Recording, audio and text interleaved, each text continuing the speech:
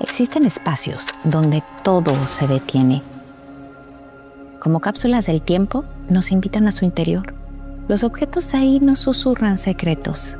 Si te permites sentirlos, nos ayudan a comprender quiénes somos y qué es lo que nos importa e inclusive hasta dónde podríamos llegar. Hoy descubriremos cómo nacieron esos templos de la cultura, los museos, que han transformado nuestra manera de relacionarnos con el pasado y cómo es que hemos decidido lo que vale la pena preservar. Yo soy Elisa Queijeiro. Y hoy en Ecultura hablaremos sobre la historia de los museos. Este podcast llega a ti gracias a Actinver, acompañándote a construir las grandes historias de tu vida. Una vitrina vacía, un espacio cerrado por remodelación, un cuadro sin nombre. A veces lo que más dice de un museo es lo que no se muestra. Los museos pueden parecer un lugar neutro, seguro, silencioso, pero en realidad son un campo de poder, de memoria, de representación. Cuando caminamos por un museo, el tiempo se vuelve una ilusión. Las voces del pasado se cuelan entre mármoles, lienzos y vitrinas, susurrando historias de civilizaciones perdidas y legados que se niegan a morir. ¿Pero alguna vez te has detenido a preguntar, pero quién eligió qué es lo que se muestra? ¿Quién narra la historia del arte, del poder, de la belleza? Y más aún, ¿quién ha sido borrado de sus paredes? Hoy no vamos a hablar de arte y nada más. Vamos a hablar de decisiones. De quién eligió lo que vemos, de lo que fue saqueado, censurado, ignorado, olvidado. De aquello que también callan los museos. Y de por qué al final lo que preservamos dice más sobre nosotros que sobre el mismo pasado. Les cuento. Antes de existir los museos, existieron los templos, espacios de lo sagrado donde los objetos guardaban alma y símbolo. En las fértiles tierras de Mesopotamia y a lo largo del majestuoso Nilo, en el antiguo Egipto los tesoros funerarios hablaban con los dioses. Las tumbas de los faraones y nobles, como los descubiertos en el Valle de los Reyes, revelan una profunda conciencia del valor de preservar objetos para la eternidad. Imaginen las paredes de estas tumbas como cápsulas del tiempo, repletas de imágenes y objetos que narraban la vida, las creencias y los logros de esa civilización. Ahora vayamos a Grecia. Ahí, las pinacotecas mostraban ideales de belleza. Cada estatua era una oración tallada. La Acrópolis de Atenas se erguía como un símbolo de la gloria cívica y religiosa. Sus templos, como el Partenón, no solo honraban a los dioses, sino que también albergaban esculturas y ofrendas que representaban la identidad y los logros de la polis. Estos templos, con sus imponentes muros y cámaras sagradas, no solo eran centros de culto, sino también depositarios de ofrendas, registros históricos y estatuas de dioses y gobernantes. Espacios custodiados por sacerdotes que actuaban como arcones de la memoria colectiva. Nos adelantamos en el tiempo hasta que llegamos a uno de los periodos privilegiados en la historia del arte, de la cultura y del museo: el Renacimiento. Fue a partir del siglo XIV que los nobles de este tiempo coleccionaban, pero no por amor al arte. Querían coleccionar el mundo. Con el auge del humanismo, resurge un interés apasionado por la antigüedad clásica. Nobles y eruditos comenzaron a formar sus colecciones privadas, donde convivían objetos exóticos traídos de tierras lejanas, maravillas naturales, instrumentos científicos y vestigios arqueológicos. Tenían lo mismo animales disecados que piedras con formas caprichosas o cráneos humanos. Eran microuniversos, caóticos, brillantes, incontrolables. Y ahí nació el deseo de exhibir lo coleccionado. Estos gabinetes, como el famoso Kunstkammer de Rodolfo II en Praga, esto en el siglo XVI, eran microcosmos del mundo conocido, reflejando tanto la fascinación por lo desconocido como los presagios de sus poseedores. Por otro lado, fueron las Wunderkammer, o gabinetes de curiosidades, primeras colecciones enciclopédicas, donde el arte, la ciencia y las rarezas se mezclaban sin distinción muy clara. Eran espacios donde se exhibía sin una distinción entre arte, ciencia o justamente una curiosidad. Hasta aquí eran colecciones de unos cuantos y siempre privados. Pero llegaría a finales del siglo XVII la Ilustración y el conocimiento se quiso hacer público. El arte dejó los palacios y entró en los pasillos del pueblo.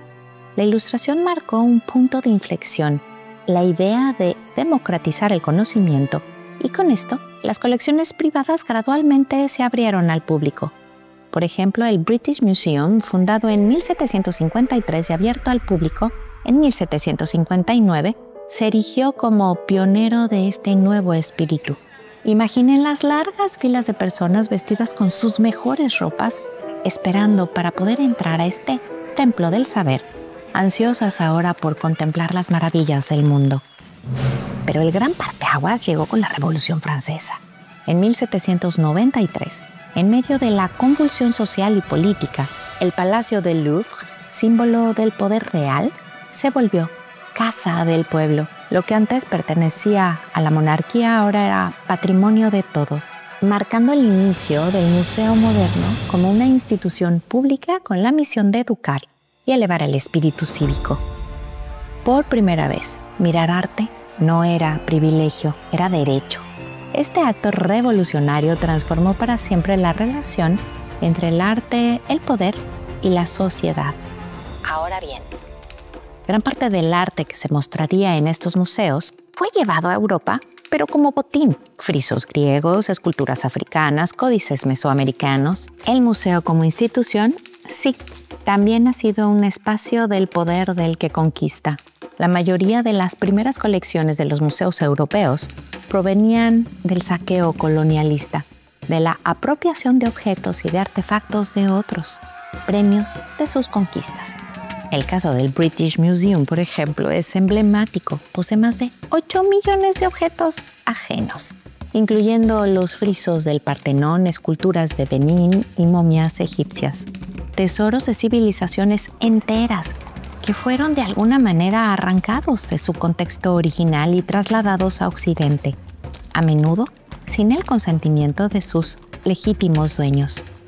Por ejemplo, entre las piezas de México que conserva están 3 impresionantes máscaras prehispánicas. La primera, relacionada tanto con Tlaloc como con Quetzalcóatl, muestra 2 serpientes entrelazadas en un intricado mosaico divino de turquesa. Igualmente la máscara de Tezcatlipoca y una de Huitecutli. La pieza que el gobierno mexicano más le ha solicitado al British Museum es la serpiente azteca de 2 cabezas que data del siglo XV y XVI. Una pieza ceremonial exquisita, fabricada con madera de cedro, turquesas y conchas de ostras rojas. Están bien cuidadas, sí, hermosamente expuestas, pero no son su historia. Por eso estos museos incluso han sido acusados de mostrar las culturas del sur global como exóticas, primitivas o muertas, de presentar una visión sesgada de la historia, donde Occidente se erige como el centro del mundo. Desde aquí los museos enfrentan una pregunta crucial. ¿Se le puede llamar guardián y conservador a quien despojó? Polémico sí, importante también y vital abrir esa conversación. La restitución se muestra como un gesto y la memoria como un reclamo. Siglo XIX. El nacionalismo. En este tiempo, el museo se volvió espejo de nación. Cada país exhibía lo mejor de sí, sus glorias, héroes y culturas. Con el auge del nacionalismo, los museos se convirtieron en vitrinas de orgullo de los imperios. El Prado de Madrid es fundado en 1819, el Hermitage en San Petersburgo en 1859, así como el Museo de Berlín. Cada uno de ellos albergaba colecciones que reflejaban la grandeza y el poder de la nación que los sustentaba. Pero más allá de la ostentación, estos museos también cumplían una función educativa, mostrando a los ciudadanos la historia y los logros de su país. Es en el siglo XX que trajo consigo el ideal del museo como un espacio pedagógico y democrático. En México, el sueño fue importante. A partir de 1939, Lázaro Cárdenas transformó, por ejemplo, el Castillo de Chapultepec en el Museo Nacional de Historia. Por primera vez, un museo no hablaba del poder del conquistador, sino de la historia personal y compartida. Y unas cuantas décadas después, el Museo Nacional de Antropología, inaugurado en 1964, rompe definitivamente con el espejo europeo. Deja de mostrar el mundo del otro y empezó como a mirarse a sí mismo. En sus salas, el pasado no es ruina, es raíz. Es una voz que habla con la claridad de la caracola, el tambor y la piedra. Se dignificó lo indígena. La museografía fue un acto de dignidad cultural, de reivindicación del pasado indígena y la construcción de una identidad nacional basada en una inclusión y en el reconocimiento de nuestra inmensa grandeza ancestral. Hasta hoy en día es una verdadera delicia recorrer las salas del Museo Nacional de Antropología, ideadas con vanguardia, luz, lujo, fluidez e inteligencia por Pedro Ramírez Vázquez, espacios de color donde las esculturas colosales de estas culturas prehispánicas conviven con los objetos cotidianos de los pueblos originarios, creando un diálogo entre el pasado y el presente. Estás escuchando E-Cultura, el podcast de Elisa Queijeiro. Continúa disfrutando del episodio La historia de los museos. No podemos dejar de narrar que el arte ha sido perseguido como si fuera un humano. Lo han escondido, salvado, llorado. Durante la Segunda Guerra Mundial, curadores de toda Europa arriesgaron sus vidas para proteger obras maestras del saqueo nazi.